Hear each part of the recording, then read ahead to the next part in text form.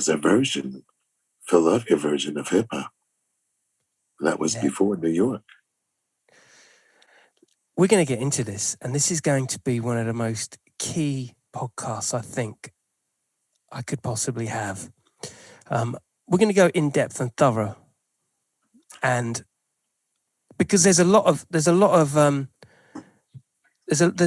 cross referencing and things, and like you say, there's a lot of people that have been left out of the tapestry that predates New York, predates Bronx, predates hip hop.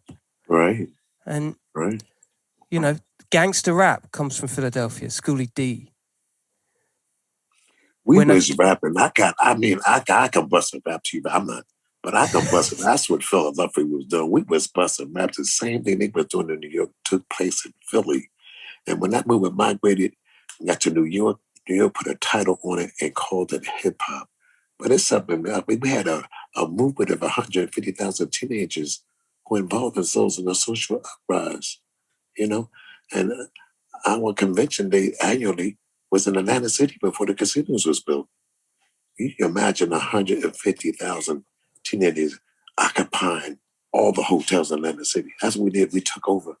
Wow. That was the first wave of the hip hop revolution. What date was that? That was in the 60s. Man. That was in the 60s, man. How old were you at that point, bro? I just came home from reform school. Wow. I came home. I got the name in reform school. I got notoriety in reform school because I started writing my name all over the halls of YGC, Youth Development Center. I was sentenced there for an indefinite term.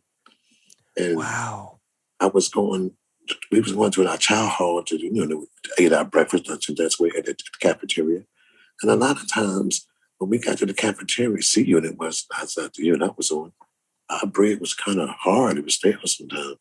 Right. And I went to the back of the kitchen and I asked to speak to the head chef. And I knocked on the guy's door. He said, open the door, come in. I'm a busy person. What do you want? I said, I'd like to talk to you about, you put some cornbread on the menu, Mr. Swanson. He said, I'm a busy person. I don't have no time for no. Who give you permission to come into my kitchen? I said, nobody. He said, man, get the F out my kitchen. Take a walk, man. I ain't got time for this BS. Take a walk.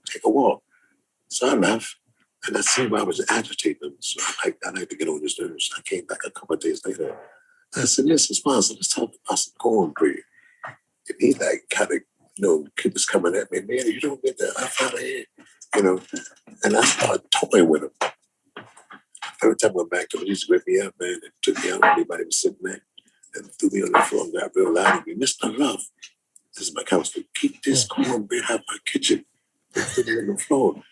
I started laughing at me, teasing me, cornbread. It wasn't no thing to me. And all the places the jail was infested with gang members.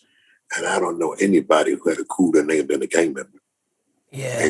And cornbread fit right on in. So I started writing cornbread all over the place, in the cafeteria, in the church, in the visiting room, in administration, in the nurse's office, all over the place. So I started getting the attention of the administration and started pushing me like, why you writing your name all over the place like this, man? Yeah. And I'm like, you don't bother the gangs when the gangs do it. Why are you fucking with me? Mm-hmm. They said, oh, you're going to be smart ass. Well, how about we make you clean it off? We'll put your ass in the hole. And I got real loud. Well, put me in the fucking hole.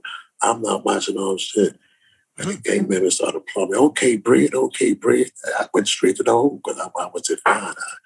I just couldn't do what they told me to do. So I went to the hole. I came out the hole, and I started banging cornbread again out. I got the attention there.